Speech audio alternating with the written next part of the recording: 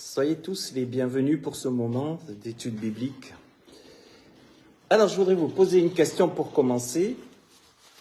D'après vous, c'est une question, en fait, que lorsqu'on pose cette question sur ce qu'est Noël, à des personnes, il y a une réponse très forte qui n'est pas souvent trouvée dès la première fois. Mais on va développer tout ça. Donc, si je vous demande à vous, c'est quoi Noël? Qu'est-ce que Noël? C'est la naissance de Jésus. C'est la naissance de Jésus. Le sauveur sur la terre. Le sauveur du monde est venu sur la terre. Le sauveur du monde. Voilà, vous répondez exactement comme tout le monde. Et vous avez tout à fait raison. Mais il y a une réponse forte aussi qui est là et qui n'est pas, comme je l'ai dit, qui n'est pas souvent apportée. C'est pour ça que je l'ai caché pour pas que tu vois. Noël, c'est aussi et peut-être avant tout l'histoire de Dieu en mission. En mission. En mission. L'histoire de Dieu en mission. Tu comprends, Robert?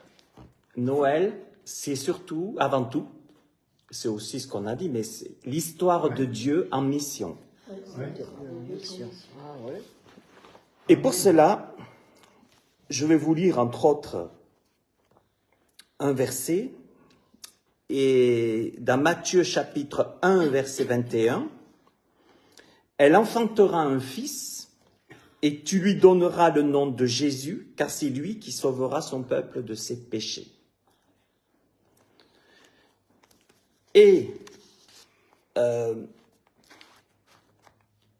qui est beau, c'est que cette annonciation, cette venue de Dieu en mission sur notre terre, n'a pas été faite, n'a pas été apportée, il n'est pas venu donc comme ça, je vais venir. Comme on l'a chanté depuis déjà plus de 4000 ans, Dieu avait annoncé sa mission, cette mission, qu'il allait venir sur la terre. Emmanuel, Dieu avec nous. Dieu l'avait annoncé par les prophètes, on va le voir. Donc, cette année, je voudrais faire ressortir que Noël, c'est surtout, avant tout, l'histoire de Dieu en mission. Et lorsqu'un pays envoie un ambassadeur dans un autre pays, toutes les informations pertinentes identifiant l'ambassadeur sont transmises au pays hôte, bien avant son arrivée, afin qu'il soit reconnu comme le représentant légitime. Christ, la Bible dit qu'il était de tout temps avec Dieu et qu'il restera le meilleur ambassadeur pour représenter le royaume de Dieu. Donc, vous comprenez, avant d'envoyer un ambassadeur dans un pays, il faut donner les informations. Si un ambassadeur vient en Suisse d'un pays, il faut que la Suisse va demander des informations. Qui est-il? Pourquoi il vient? Quel sera son but? Etc. Et c'est ce que Dieu a fait au travers des prophètes. La Bible dit dans l'Épître aux Hébreux au départ, après avoir autrefois parlé à nos pères par les prophètes, Dieu, dans les derniers temps, nous a parlé par le Fils. Et toujours dans cette pensée de Dieu, que Noël est l'histoire de Dieu en mission, Ésaïe 49, 6, « C'est peu que tu sois mon serviteur pour relever les tribus de Jacob et pour ramener les restes d'Israël. Je t'établis pour être la lumière des nations, pour que mon salut soit manifesté jusqu'aux extrémités de la terre. » Et ici, le prophète Ésaïe, bien des années avant la venue de Dieu en mission par Jésus-Christ, avait annoncé que Dieu allait venir en Christ et que sa mission allait consister à relever d'abord les tribus d'Israël. Il allait venir d'abord pour le peuple d'Israël. Jésus était juif, d'accord, par descendance, et il a bien dit aussi qu'il est venu pour les brebis perdues d'Israël. Il est d'abord venu pour son peuple d'Israël, d'accord. Et Ça, c'est la première raison. Et après, la deuxième raison de la mission de Dieu, je t'établis pour être la lumière des nations, pour que mon salut soit manifesté jusqu'aux extrémités de la terre. Et c'est pour cela que Jésus a dit à ses disciples, allez jusqu'aux extrémités de la terre. Parce que la mission de Dieu sera terminée sur la terre lorsque l'Église sera enlevée. Nous sommes toujours en mission. Dieu était en mission en Jésus-Christ, et Jésus a choisi des disciples, et nous sommes, nous aussi, censés être en mission pour continuer. C'est ce que le Seigneur a demandé. Le Seigneur a dit, allez dans toutes les nations, faites des disciples, baptisez-les au nom du Père, du Fils et du Saint-Esprit. Donc, la mission Noël est la naissance de Dieu Emmanuel parmi nous, de l'histoire de Dieu en mission. C'est ce que je fais ressortir cette année. Et l'Église n'est pas là pour se l'adorer sur un fauteuil. L'Église, normalement, n'est pas là pour dire « j'appartiens à une religion dite chrétienne ». Ça, c'est ce que le diable aime, parce que tant qu'on dit « je crois mais je ne pratique pas », ça l'arrange. Ça arrange bien le diable. Mais l'Église est censée de continuer la mission du Christ, la mission de Dieu. Tant qu'on est sur la terre, ça continue, c'est la mission de Dieu, d'annoncer la venue, il est venu, d'annoncer Jésus-Christ pour le salut de quiconque croit, du juif premièrement, comme on a vu par Ésaïe, et après pour le monde entier. Donc c'est pour ça que Jésus n'a pas hésité à parler de nous comme missionnaires en disant que nous sommes aussi lumière, que nous sommes aussi le sel de la terre, et qu'on n'est pas appelé à éteindre la lumière, à la cacher, en disant je suis chrétien mais je ne veux pas avoir des histoires. On n'est pas appelé à ce que le sel n'ait plus de saveur. On est appelé à briller. Et pour cela, il faut comprendre que Dieu, Noël, c'est Dieu en mission, qui vient en mission, c'est Jésus qui était là, et nous, on continue sur les traces du Christ, du moins c'est ça. Et cette mission, je le redis, s'arrêtera lorsque l'épouse, à l'enlèvement de l'Église, comme nous l'a dit l'apôtre Paul. Alors, ce que je trouve beau, c'est que dans Isaïe, bien avant que Dieu vienne en Christ, Dieu, le Seigneur dit, il ne suffit pas qu'Israël soit racheté. Je veux que tu brilles auprès des nations. Je veux que mon salut par toi atteigne les extrémités de la terre. Et c'est pour ça que Jésus a dit, quand j'irai vers le Père, je ne vous laisserai pas seul pour continuer ma mission. Je vous donnerai mon esprit. Je serai avec vous et en vous. Ceux qui n'évangélisent pas, je me pose la question s'ils ont le Saint-Esprit en fait. Je ne sais pas. J'ai des doutes des fois. En tout cas, ils l'ont peut-être, mais il est peut-être éteint. Parce que quand on a l'Esprit de Dieu en nous, qu'on aime le Seigneur, qu'on aime son royaume, qu'on aime son message, qu'on lui a donné notre vie, qu'on veut le servir, qu'on veut continuer sur sa mission, sur ses traces, normalement, on ne peut pas se taire. Normalement. Mais, quand le Fils reviendra, trouvera-t-il la foi sur la terre encore? Ça, c'est une autre chose. Et puis, le Seigneur nous appelle à nous rappeler qu'on est toujours en mission. Et vous savez, cette prière très dangereuse, mais combien magnifique, « Seigneur, je te donne ma vie », ça veut dire « Seigneur, je veux continuer ta mission ». Et le baptême est là pour nous rappeler que nous allons porter non seulement notre croix, mais nous allons mourir à nous-mêmes pour continuer, pour faire prioritairement la volonté de Dieu, la mission de continuer la mission du Christ. C'est ça que Dieu veut pour nous. Dieu veut pour nous que nous puissions continuer à missionner. Et Jésus a dit, c'est pour ça que vous ne saurez pas quoi dire. N'y allez pas tant que je ne vous donne pas mon esprit, parce que sans mon esprit, vous ne pourrez pas aller en mission, vous ne pourrez pas, vous allez dire des belles choses, mais ça sera qu'une lettre morte. Attendez mon Esprit Saint, et quand vous aurez reçu le Saint-Esprit, vous irez continuer sur mes traces, Comme on m'a persécuté, on vous persécutera. Comme on m'a haï, on vous haïra. Quiconque vous fera mourir croira rendre un culte à Dieu. Mais c'est la mission. Mais le but, c'est que le salut soit annoncé jusqu'aux extrémités de la terre. Donc le salut a premièrement, c'est ce que dira Paul aux Romains, le salut a été premièrement annoncé aux Juifs. Pour l'instant, ils ont mis, les Juifs et Israël est mis de côté, jusqu'à ce que la totalité des païens jusqu'aux extrémités de la terre ait entendu la parole de la mission, ait entendu le message de l'évangile. Et lorsque tout aura été annoncé partout dans la terre, et aujourd'hui ça se fait, ça avance beaucoup au travers des médias, au travers des réseaux sociaux, toutes sortes de choses. Mais lorsque le message aura été annoncé partout, alors la mission prendra fin et l'enlèvement. Et Jésus a dit, dans le dernier temps, ce sera comme au temps de Noé. À un moment donné, la porte de la mission va être fermée, l'Église va être enlevée, et après, Satan le prince de ce monde pourra habiter à Jérusalem, il y aura l'abomination, la désolation, il y aura toutes sortes de choses. Mais l'Église ne sera plus là, la mission sera terminée. La mission d'annoncer le salut en Jésus-Christ.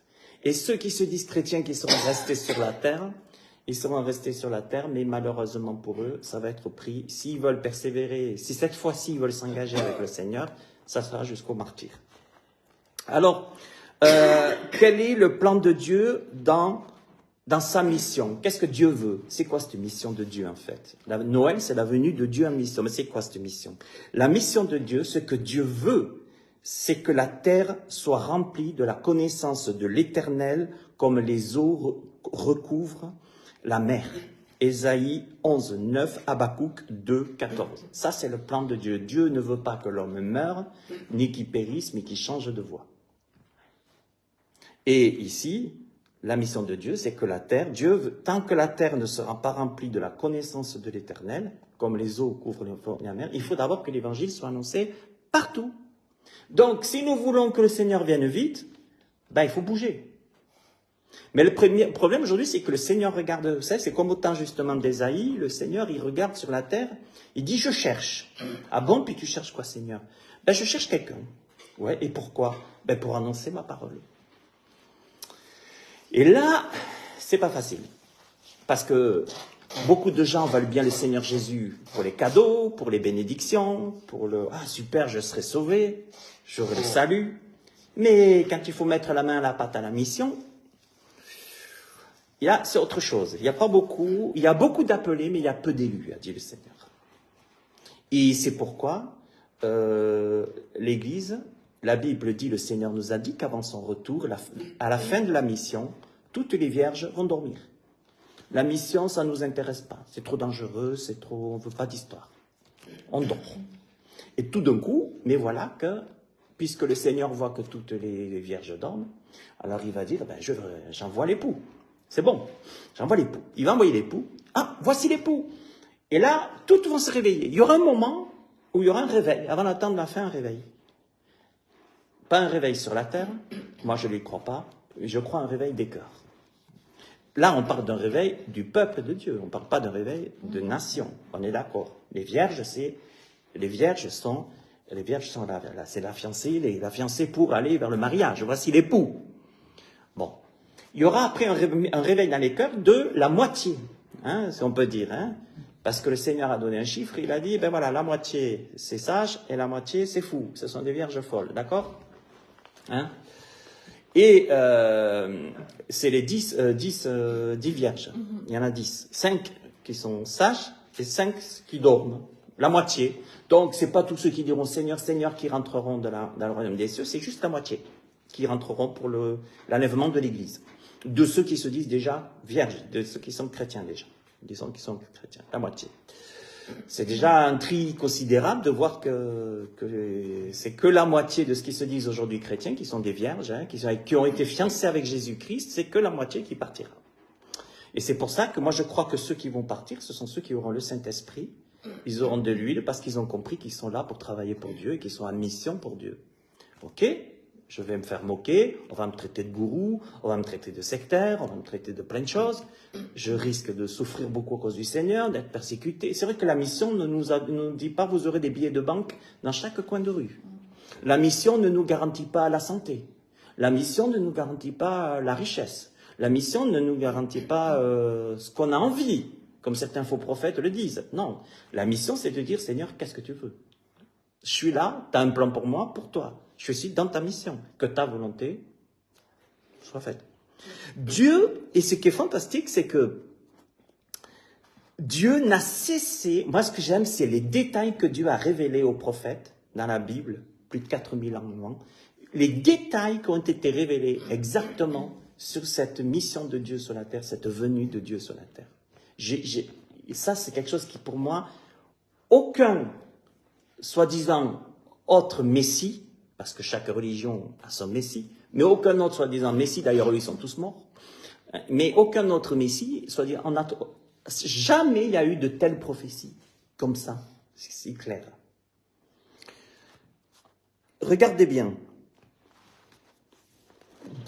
Donc je le redis, Dieu n'a cessé de révéler des détails spécifiques sur le Messie qui naîtrait pour le représenter et qui parlerait en son nom.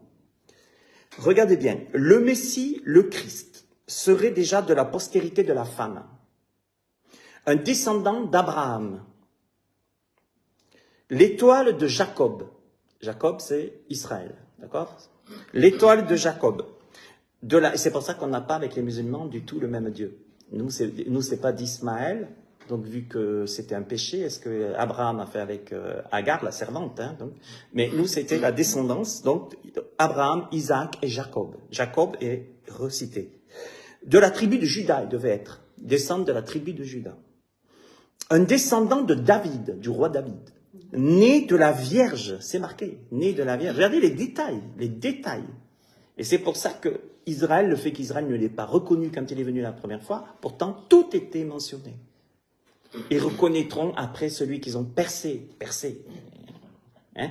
Mais c'était comme ça, c'était prophétisé. Un descendant de David, né de la Vierge, et dans le village de Bethléem. Savez-vous que Bethléem est une petite, très petite, j'ai envie de dire, un village, très petite ville. Mais quand même, il est né à Bethléem, Jésus. Et ici, il est dit qu'il serait Emmanuel, Dieu avec nous. Il serait la branche juste, le serviteur souffrant et le Seigneur de gloire ressuscité. C'est surtout le prophète Ésaïe, au 8e siècle avant Jésus-Christ, donc 800 ans avant Jésus-Christ. Imaginez Dieu qui va donner, c'est lui qui va parler le plus, détailler la mission de Dieu à Noël. La venue de la mission de Dieu. Au 8e siècle avant Jésus-Christ, qui en parle le plus dans son livre, Dieu a choisi le prophète Ésaïe pour dire exactement, voilà mon ambassadeur, voilà ma mission, voilà quand je vais venir, comment ça va se passer, etc. Regardez bien, on va le voir. L'annonciation déjà. Ésaïe 7,14, donc 800 ans avant Jésus-Christ. Voici que la jeune femme est enceinte, elle va enfanter un fils et elle lui donnera le nom d'Emmanuel. Ésaïe 7,14. Ésaïe 42, 1.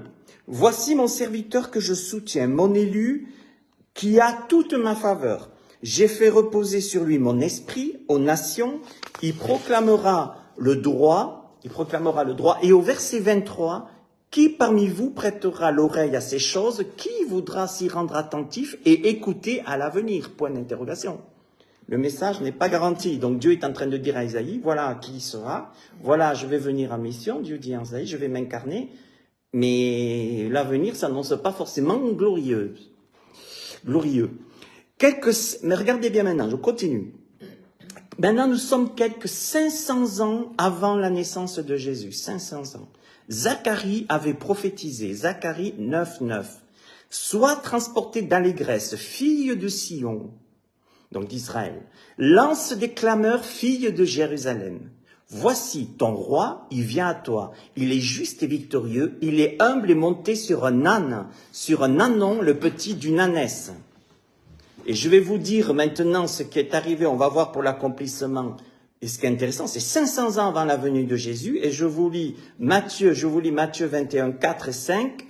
Or, ceci arriva afin que s'accomplisse la parole du prophète, donc Zacharie. Dites à la fille de Sion, voici que ton roi vient à toi, plein de douceur et monté sur une ânesse, sur un ânon le petit d'une bête de somme. Exactement 500 ans avant la naissance de Jésus, dans Matthieu 21, voilà que Jésus rentre, à Jérusalem, et en plus il rentre par où? Il rentre par la porte d'or qui a été fermée par les musulmans maintenant. Vous voyez? Comme si ça allait empêcher Jésus de revenir. Mais bon, comme par hasard aussi.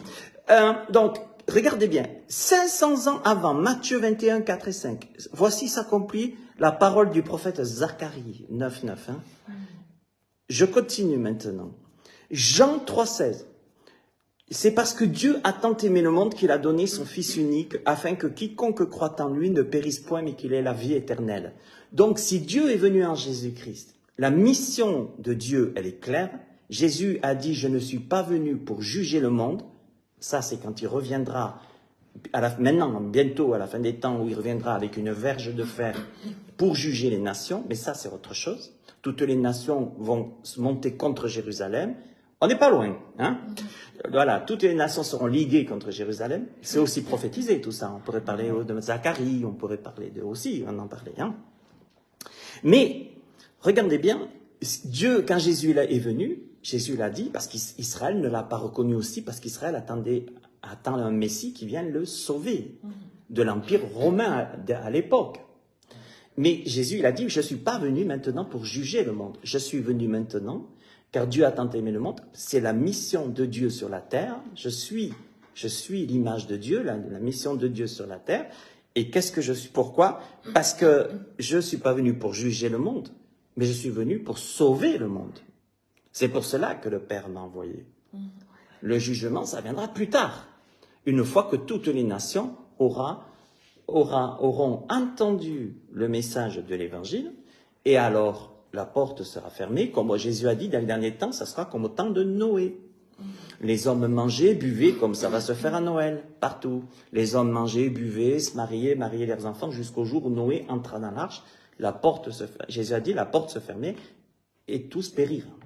D'accord? Et c'est pour ça qu'aujourd'hui, nous, l'Église, on est censé témoigner, mais on est censé pas de dire, alors, à l'époque, Benoît, à l'époque, on n'est pas en train de...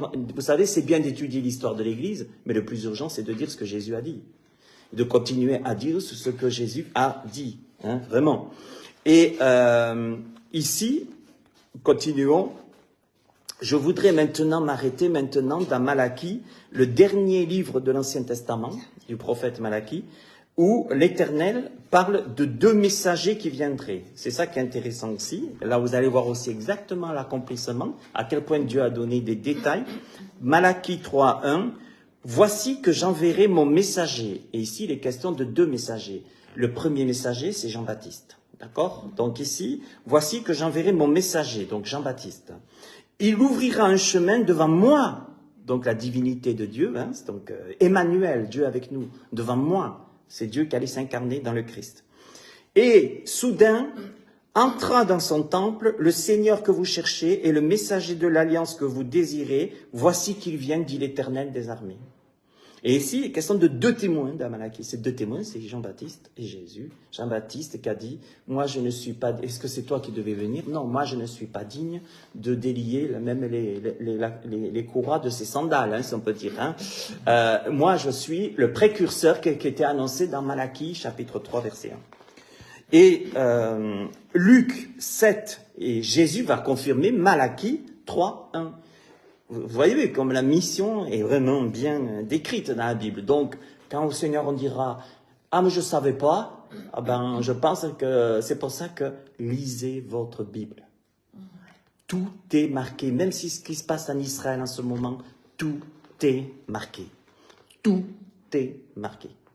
Et ce que nous voyons, je vous ai dit il n'y a pas longtemps, je vous ai dit que les 7 sceaux, les 7 trompettes, les fléaux et les 7 coupes, les 3 fois 7, ces choses allaient en augmentant. C'est écrit. Ce qui se passe, le soulèvement des nations contre Israël, ça va être à répétition dans les dispensations bibliques. Ça a toujours été qu'à un moment donné, il y a un soulèvement des nations contre Israël, contre Jérusalem. Pourquoi? Parce que Jésus doit revenir où? À Jérusalem. Et regardez où il a fini, Jésus, en Israël. Il a fini à la croix. Donc la mission de Dieu, la fin de la mission, c'est quoi? C'est la persécution, c'est la croix. Voilà, ça c'est la mission. Eh oui, c'est pas la mission, dis-moi quelle voiture, quelle couleur, la Mercedes, Dieu va te la donner. Jésus, quand il est venu, c'était pas sa pensée. Les Mercedes n'existaient pas, mais il devait y avoir bien d'autres richesses. Vous voyez, c'est là qu'on voit. Et il y en a beaucoup qui pensent, oh là là, mais qu'est-ce que je dois dire quand je vais en mission pour continuer la mission du Christ? Ben, tu dis ce que Christ a dit. C'est pour ça que l'Église, on dit, commencez par lire les évangiles. Parce que vous allez dire la même chose. Et quand on vous sortira quand on vous sortira un faux évangile en vous disant ah mais c'était pas écrit dans la Bible, mais c'était quand même, vous saurez dire non non. Moi sur la terre je suis pas là pour faire le show. Jésus n'était pas là pour faire le show. Moi je suis là pour annoncer la mission de Dieu qui n'est pas finie. Je continue à missionner sur les traces du Christ en disant quoi? Ben, en disant, comme a dit l'apôtre Pierre aussi à la Pentecôte, convertissez-vous, repentez-vous et convertissez-vous, en disant que Dieu et que Jésus est venu. La mission de Dieu en Jésus-Christ, c'est de nous sauver. Et que Dieu nous aime. Et il nous a, c'est fait. C'est fait. Maintenant, les gens sont libres de dire oui ou non. Regardez bien. Jésus va citer Malachie 3.1 en disant, Luc 7, 26, 28, qu'êtes-vous donc allé voir? Donc, dans le désert. Un prophète, il dira, oui, vous dis-je, et plus qu'un prophète, parce que Jean-Baptiste était le seul prophète mentionné avec celui de Christ, en tant que précurseur de Christ. C'est lui dont il est écrit, voici j'envoie devant toi mon messager. Dieu dit mon messager, pour préparer ton chemin devant toi. Je vous le dis, parmi ceux qui sont nés de femmes, il n'y a pas de plus grand que Jean. Alors, qu'est-ce que ça veut dire, il n'y a pas de plus grand que Jean? Est-ce que Dieu ferait-il de la différence? Parce que Jésus dira, cependant, le plus petit dans le royaume de Dieu est plus grand que lui. Oh là là, qu'est-ce que ça veut dire? Ça veut dire que Jean-Baptiste était plus grand qu'un prophète parce que les prophètes n'avaient pas de prophète qui préparait le chemin devant eux. Jean-Baptiste est le seul prophète qui a préparé le chemin pour un autre prophète. Un autre messager. Le messager, c'est le prophète. Jésus avait trois fonctions qui sont de roi, de sacrificateur et de prophète. D'accord? D'accord? C'était les trois fonctions. Christ est venu pour, comme il est le roi d'Israël, il est le roi du monde, hein. Il est le seul sacrificateur à la croix, il est mort. Il a été en sacrifice, voici l'agneau de Dieu qui ôte le péché du monde. Et il est surtout le prophète de Dieu parce qu'il est la parole incarnée. C'est le prophète incarné, la parole incarnée. Et Jean-Baptiste était le seul prophète étant prophète pour un autre prophète. C'est ça que ça veut dire. Et quand Jésus dit que Jean-Baptiste sera le plus petit, ceux qui seront, qui rentreront dans le royaume des cieux, ça veut dire quoi? Ça veut dire que si nous ne sommes pas des prophètes comme l'était Jean-Baptiste pour le Seigneur, si nous ne sommes pas des prophètes du Seigneur, déjà nous n'entrerons pas dans le royaume des cieux. Déjà. Et le plus petit, Jésus a voulu dire, vous devez au moins faire comme ça. Prendre exemple sur Jean-Baptiste. Ça veut dire missionner. Faire de moi, de mon message, ma priorité, ma mission, ma priorité. Vous voyez comme ça va loin? Donc, on ne rentre pas au royaume des cieux comme ça. Le plus petit, il est comme Jean-Baptiste. Hein? Et parce qu'il sait que quand on donne sa vie à Jésus, on accepte la mission de Dieu, et puis à quoi sert-il à un homme de gagner le monde, après, s'il venait à perdre son âme, hein? Je vous dis, quand le Seigneur dit, mais prenez ma croix, ça veut tout dire. La mission que vous allez continuer, ma mission, si vous désirez me donner votre vie, parce que c'est bien joli qu'il y ait 50 baptêmes, qu'il y ait 100 baptêmes, qu'il y ait 300 baptêmes. C'est pas ça que Dieu regarde. C'est pas les baptêmes, il n'est pas les baptisés qui regardent. C'est qui va me servir? Qui va aller dans ma mission? Parce que des baptêmes, on peut baptiser du monde, et surtout si on leur promet l'avenir. Hein, on leur promet on leur promet on leur promet le royaume, le salut gratuit. Baptisez-vous puis vous serez sauvés. Erreur doctrinale catholique d'ailleurs, hein, et malheureusement aujourd'hui repris par les protestants. Donc automatiquement, non, ça ne sert à rien de baptiser des bébés, ça sert à que dalle. D'accord? C'est pas ça. Ce qui est important aujourd'hui, c'est de dire, mais le disciple de Christ, c'est lui qui est le plus petit comme Jean-Baptiste, mais c'est celui qui est un messager du Seigneur, c'est celui qui prophétise ce que Jésus a dit, qui annonce. C'est pour ça que je vous dis, moi j'ai souci, je pense qu'aujourd'hui il y a beaucoup moins de baptême du Saint-Esprit quand je vois le peu de gens qui, l'Église comme elle meurt. Il y a peu de gens aujourd'hui en Europe. Alors moi, j'ai toujours dit, et j'en suis convaincu, que c'est le matérialisme qui nous a chopés. Tous. Le matérialisme nous a fait abandonner la mission, de continuer sur la mission, parce que le matérialisme nous a non seulement dormi, mais aussi on a cette pensée, dans la pensée unique d'aujourd'hui, de ne pas choquer. Il ne faut pas choquer. Oui, on ne veut pas d'histoire. On ne veut pas d'histoire. Alors par contre, on s'est dit, je suis chrétien. Mais pas pratiquant. Non, mais imaginez Jean-Baptiste, je suis chrétien, mais je suis croyant, mais pas pratiquant. Donc non, ça n'existe pas. Et c'est là que vous voyez, comme quoi le diable, c'est le prince de la religion. De faire croire aux gens, vous n'avez pas besoin de... Ça, c'est religieux, on n'a pas besoin d'en parler. Vous n'avez pas besoin d'en parler. Faut pas... Si vous êtes un bon chrétien, vous n'allez pas choquer les gens. Ah bon? Eh bien, quand je vois en tout cas Jésus comme il a missionné, quand je vois comment les apôtres et les disciples, ils ont missionné, comment ils ont fini, et que l'apôtre Paul dira que tous ceux qui veulent vivre pieusement Jésus-Christ seront persécutés, excusez-moi, mais ça, la religion, c'est l'évangile du diable. Hein.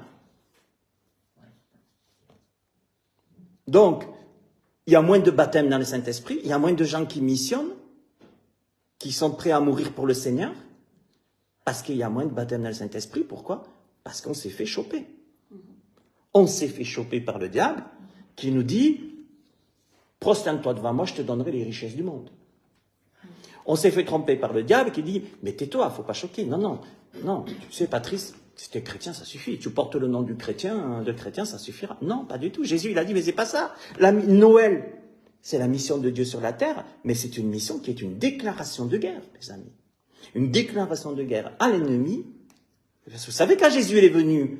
À Noël, il y en a, ils vont se bouffer du foie gras, du caviar et tout ce qu'on veut. Ils vont aller fêter comme au temps de Noé, manger et boire. Mais je vais vous dire quelque chose. Quand Jésus il est venu, qu'il est né, vous croyez que lui, il est venu dans la joie? Oui, il est venu dans la joie. Mais il est venu parce qu'il savait aussi très bien ce qu'il allait l'attendre aussi en retour.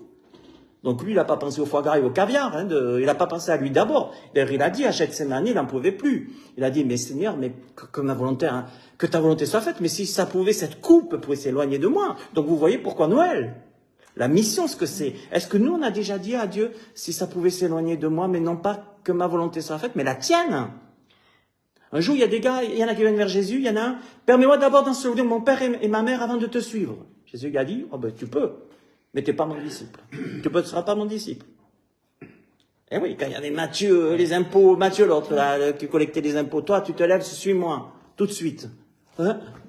Tu veux missionner? La mission, c'est quoi? Abraham, Dieu dit, va-t'en, pars. Tout de suite. Oui, mais permets-moi quand même d'abord d'aller ensevelir mon père, ma mère, permets-moi d'abord d'aller voir si mon deuxième pilier où il en est, permets-moi d'abord de savoir si tonton et tata auront à manger. Non, Dieu il dit à Abraham, tu t'en vas, tu pars. C'est la mission. La mission, elle est déjà depuis Abraham. Et Dieu cherche un peuple qui travaille pour lui. C'est tout. Recherchez quoi? Premièrement quoi? Le royaume de Dieu. Avant de rechercher le foie gras et le caviar, recherchez premièrement le royaume de Dieu et sa justice. Pas que rechercher le royaume de Dieu, parce qu'il y en a. Ça, il y en a, hein, tous les jours, hein, d'accord? Pas seulement rechercher le royaume de Dieu, rechercher le royaume de Dieu et sa justice.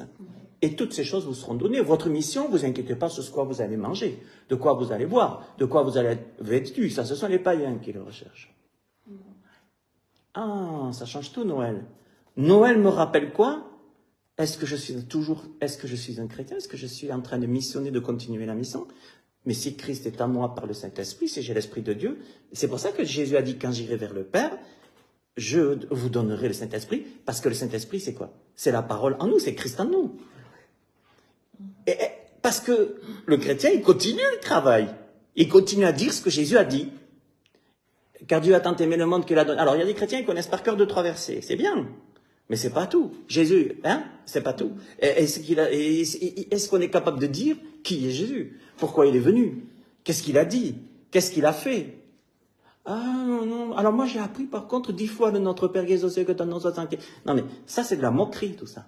C'est vraiment un Dieu inconnu de réciter 10 Notre Père par jour. C'est de la moquerie. C'est de la religion. Mais c'est pas ce que Dieu veut. Dieu voit des gens, pendant que je vous parle, des gens sont en train de mourir et d'aller en enfer. Là, pas maintenant, pendant que je vous parle. D'accord? Dans le monde. Et Dieu il cherche. Normalement, on serait censé aller parler du Seigneur. Non, chut, non, pas d'histoire. On va faire Noël, beau sapin, on va adorer nos enfants. Oh, nos enfants, nos dieux incarnés, nos enfants rois, on va les bichonner, on va faire des cadeaux, on pense à nous. Non, à nous. Mais Noël, c'est pas ça. Noël, et dans ce sens, Noël est païen, oui, dans ce sens. Parce que Noël, c'est l'homme au centre, c'est pas le Jésus qui est au centre. Noël, c'est l'homme qui est au centre. Comme par hasard, ça manquait, hein. Toute l'année, il est au centre, là encore plus. C'est la bonne bouffe, c'est tout ce qu'on veut. Mais comment on peut utiliser le nom du Seigneur dans cette fête païenne de Noël? Comment? Moi, je vais dire, il y a des endroits, je ne prêcherai plus. Dans des endroits, soi-disant chrétiens, où on prêche, mais quand je vois les comportements qu'il y a, j'ai déjà prêché dans les temps de Noël, j'ai déjà prêché, j'ai vu des choses. Mais moi, je me mets à la place de Dieu, des abominations aux yeux de Dieu. Mais des abominations. Pendant qu'on parle. Non, mais attends, à un moment donné, Jésus a dit, il ne faut pas donner les choses saintes aux chiens non plus. Si quelqu'un a déjà entendu, t'arrêtes de prêcher l'évangile à Noël. Parce que s'il se fout de ma gueule, non, t'es là. Si on ne te reçoit pas, va ailleurs parce qu'il y a du monde qui attend. Hein. Il y a besoin. Et ça, mais moi, je m'en fous qu'on dise que je suis un gourou, que je suis sectaire. Je m'en fous, je continue la mission du Seigneur. Si le Seigneur me dit de parler à cette personne, je parlerai à cette personne. De toute façon, griller pour griller. Je suis grillé. J'espère que vous êtes grillé. Un chrétien doit être grillé normalement. J'espère qu'on dit du mal de vous, parce que Jésus a dit, heureux serez-vous lorsqu'on dira du mal de vous à cause de moi. J'espère qu'on dit du mal de vous, de mal de vous, j'espère. Sinon, c'est que vous êtes trop gentils et que vous témoignez pas assez. Et oui, les amis, les amours et les emmerdes, c'est comme ça. Vous savez, Jésus il a dit, venez à moi, vous aurez mes amis, vous aurez mes amours, mon amour, vous aurez mes emmerdes. C'est ça, Noël. C'est Dieu en mission. Et nous, on doit continuer. On fête Noël, on dit, Seigneur, je m'engage encore cette année à continuer ta mission. Mais Paul, il dit, mais la Bible dit, n'éteignez pas l'esprit. Mais aujourd'hui, combien de chrétiens ont le Saint-Esprit éteint? Ils n'ont pas le Saint-Esprit. Ils n'évangélisent pas. Et vous savez, quand vient le renouvellement de l'esprit, c'est dans l'évangile. Il n'y a que dans les miracles qu'elle se voit quoi. Il faut quoi? Des guerres. C'est ça qu'il faut de nouveau. Plein de guerres. Il faut quoi? Les miracles. Quand est-ce que c'est qu'Israël a vu les miracles? Quand ils sont sortis de l'Égypte. Quand ils ont vu quoi? Parce qu'ils étaient dans le désert. Alors c'est ça, c'était pas agréable le désert.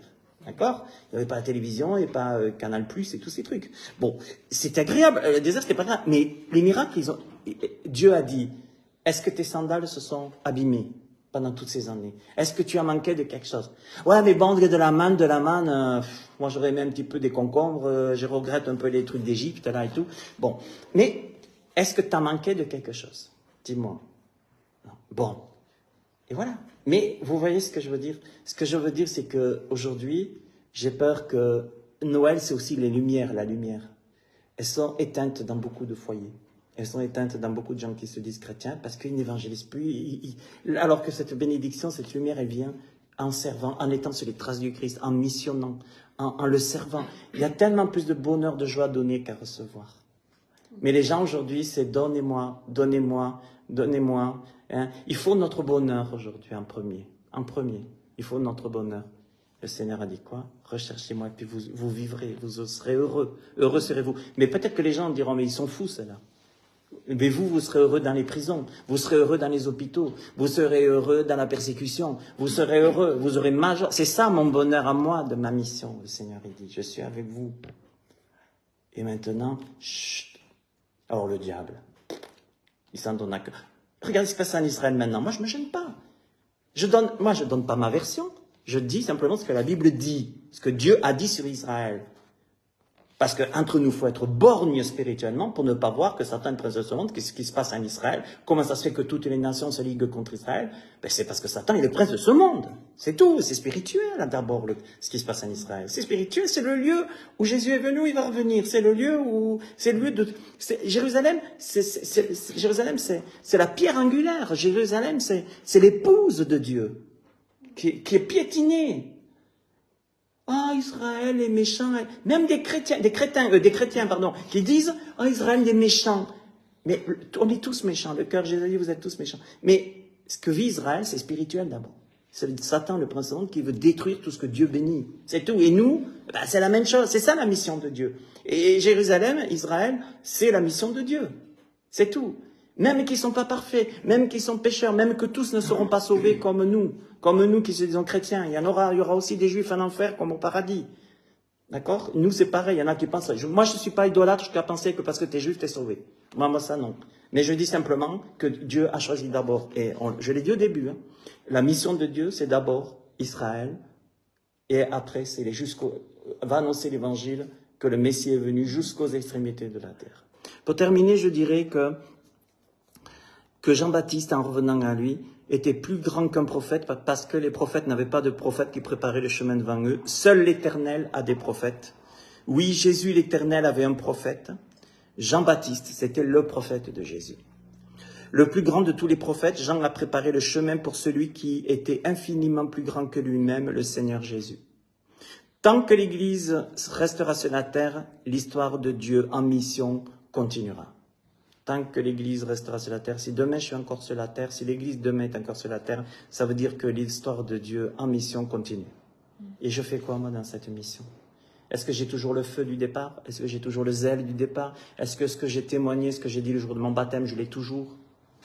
Parce qu'après, je suis pas bien, j'ai des problèmes, Satan m'a vidé mon compte, Satan m'a rendu malade, Satan m'a dépouillé mes enfants, Satan m'a dépouillé ci, Satan m'a dépouillé ça. Et oui, et pourquoi? Et pourquoi? Il y a une raison s'il l'a fait. Pourquoi Dieu l'a permis? Et il y a des gens qui ont compris un jour qu'il fallait qu'ils se lèvent et qu'ils continuent la mission sur les traces du Christ. Et je peux vous dire que là, c'est facile de dépendre des autres. Ah, aidez-moi, donnez-moi de l'argent, donnez-moi ci, donnez-moi ça parce que je ne vais pas bien. Mais qu'est-ce que tu fais pour le Seigneur? Parce que normalement, le Seigneur, il a dit que tu manquerais de rien. C'est quoi ton problème? Qu'est-ce que c'est? Eh bien, on veut voir des miracles. L'Église veut voir des miracles. Nous voulons voir des miracles. Eh bien, missionnons. Et les miracles, Dieu a dit, j'ébranlerai les cieux de la terre, mais Dieu a dit, j'ouvrirai pour vous les écluses des cieux. Si vous savez, regardez ce qu'il est dit. Recherchez premièrement le royaume de Dieu et sa justice, et toutes ces choses vous seront données par-dessus. Si vous saviez qu'en ne servant pas le Seigneur, en ne missionnant pas pour lui, combien on se prive de bénédictions. Parce que le diable, il vole. Hein. Lui, il vient pour dérober, égorger, détruire. Et je crois que, franchement, je crois que Dieu a besoin de nous mettre des coups de pied au cul, de nous rappeler que Noël, c'est la mission de Dieu sur la terre et qu'elle n'est pas finie jusqu'à ce qu'on soit là, jusqu'à ce que l'Église soit là. Noël, avant de penser à la joie, au bonbon, au chocolat, au gâteau, au cadeau et à l'enfant roi, avant toute chose, Noël, c'est de se dire, Dieu est venu en mission et je veux continuer. Ça, c'est le vrai chrétien. Ça, c'est le vrai Noël. C'est, moi, la naissance du Christ, la naissance de Dieu en mission. Je veux continuer comme il a dit, venez à moi, il a dit Jésus. Suivez-moi, prenez ma croix, suivez-moi. Il y a tellement d'abondance de bénédictions devant ma face. Aujourd'hui, tant de chrétiens sont éteints parce qu'ils n'évangélisent plus, ne parlent plus.